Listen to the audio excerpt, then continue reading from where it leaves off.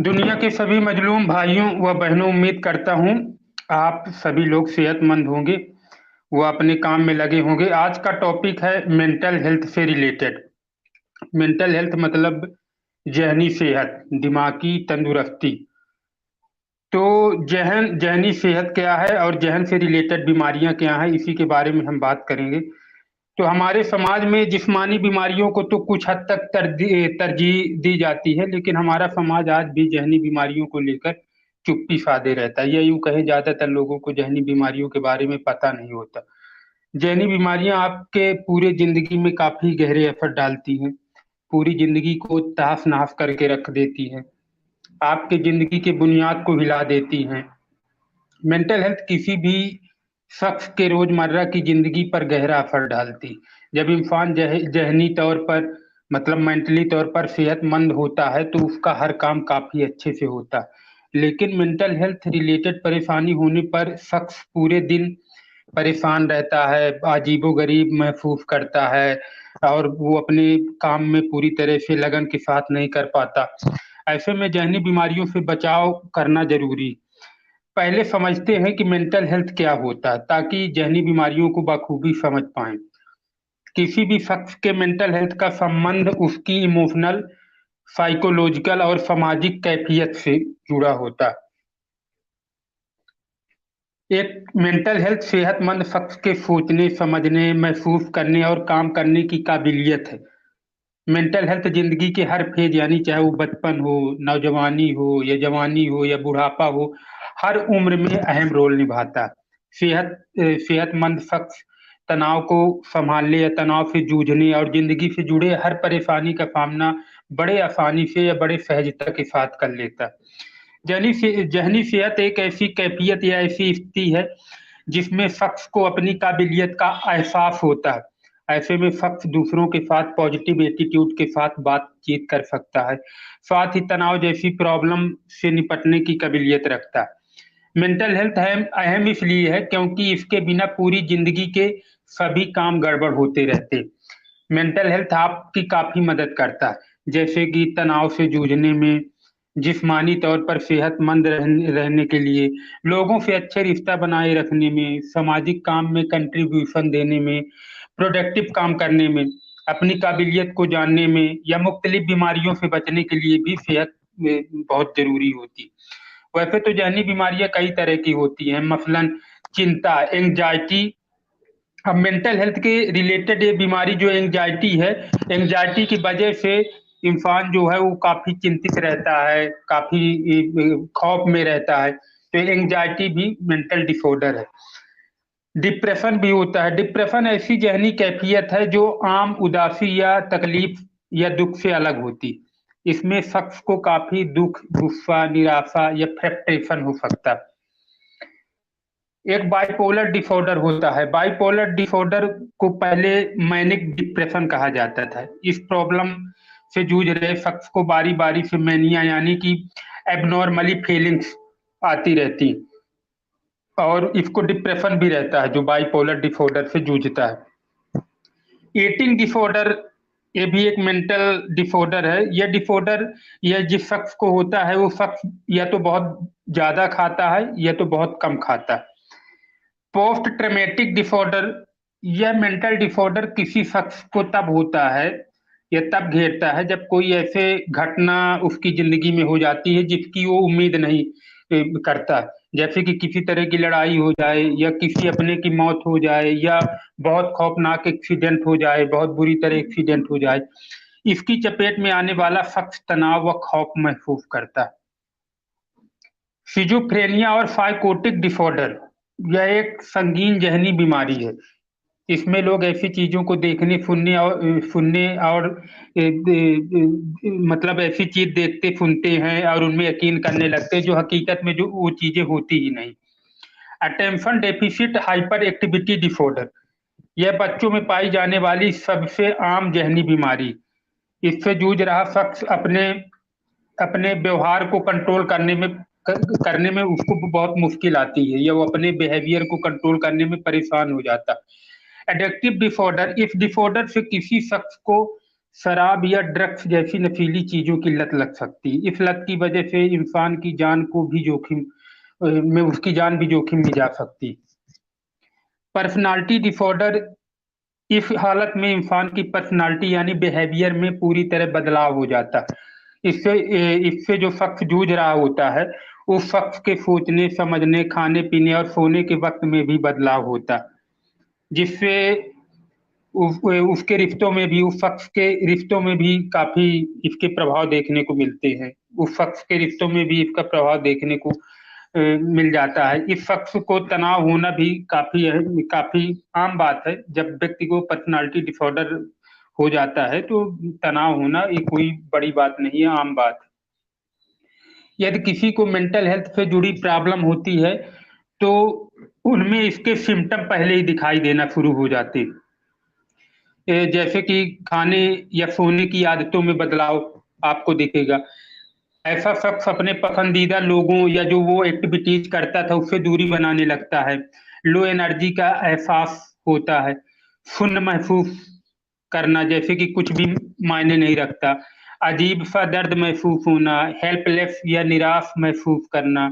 Smoking, शराब पीना और ड्रग्स का ज्यादा इस्तेमाल करना। कंफ्यूज होना, चीजों को भूलना और गुस्सा होना आना। परेशान, चिंतित या डरा हुआ महसूस करना। मूड स्विंग्स की वजह से मूड चेंज होता रहता है, जिसकी वजह से इसके रिश्तों में भी दरार पड़ने लगती। दिमाग में बार बार उन यादों का आना जिन्हें भूलना चाह रहा है। ऐसी आवाजें सुनना और बातों पर यकीन करना जो सच नहीं। खुद को या दूसरों को नुकसान पहुंचाने की सोच। रोजमर्रा के काम को ठीक से न कर पाना। जहनी बीमारियां होने की अब क्या वजह हो सकती हैं? तो इसके लिए कुछ चीजें हैं, जैसे कि अगर आपके फैमिली में पहले किसी को मेंटल डिसऑर्डर रहा हो तो ये भी एक वजह हो सकती है। एक वजह तनाव हो सकती है, और या तो बचपन में हुए तशद्दुद या ज्यादती की वजह से। माइंड में केमिकल इम्बैलेंस की वजह भी हो सकती है। ब्रेन इंजरी भी इसकी एक वजह है।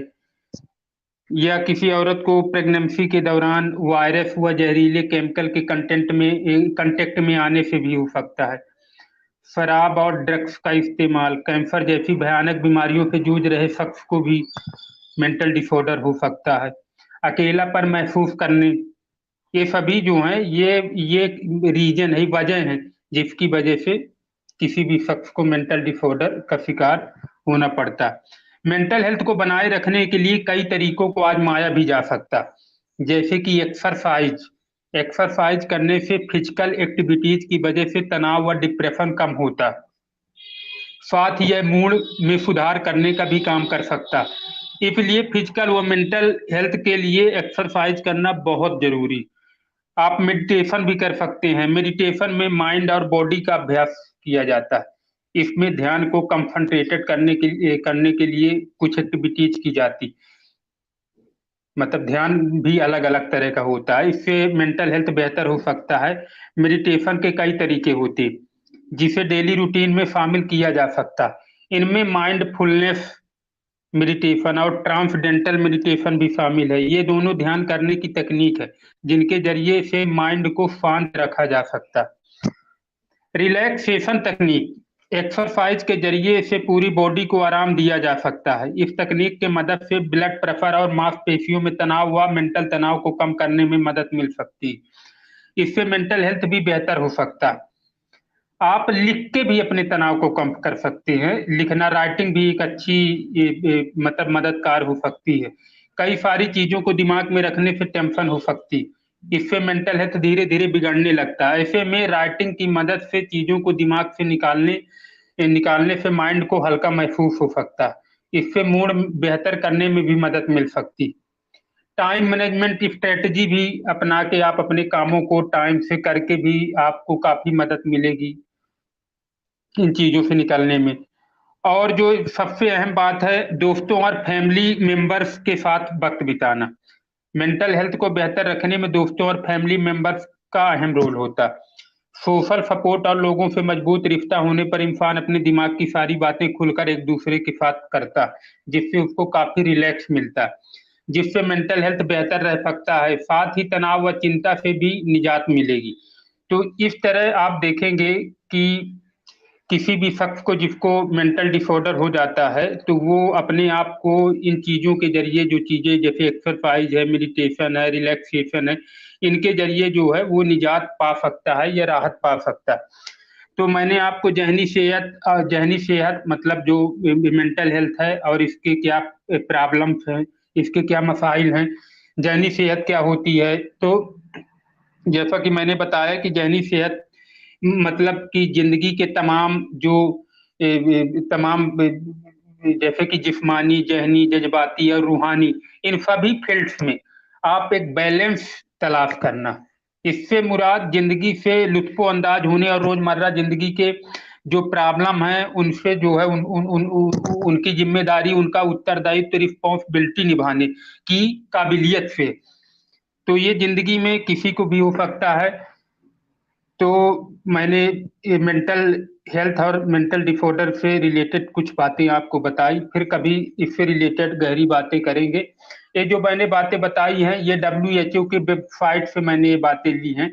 आप भी जा सकते हैं, वो वर्ल्ड हेल्थ ऑर्गेनाइजेशन है, तो इस पे अंग्रेजी में था तो मैंने हिंदी में उसको ट्रांसलेट कर लिया और ट्रांसलेट करके आपको आसानी भाषा में बता पाया। या आप इस पे देख सकते हैं, इस पे डिटेल से बताया की फैक्ट वन इन एवरी। आप जैसे देखें, थोड़ा मैं दिखा दिखा देता हूँ की फैक्ट क्या। One in every 8 people in the world live with a mental disorder. मतलब दुनिया में 8 लोगों में से हर हर 8 में से एक लोग जो है वो मेंटल डिसऑर्डर के साथ रहता है। Mental disorder involve significant disturbances in thinking, emotional regulation और behaviour. There are many different kinds of mental disorders. Effective prevention and treatment option exist.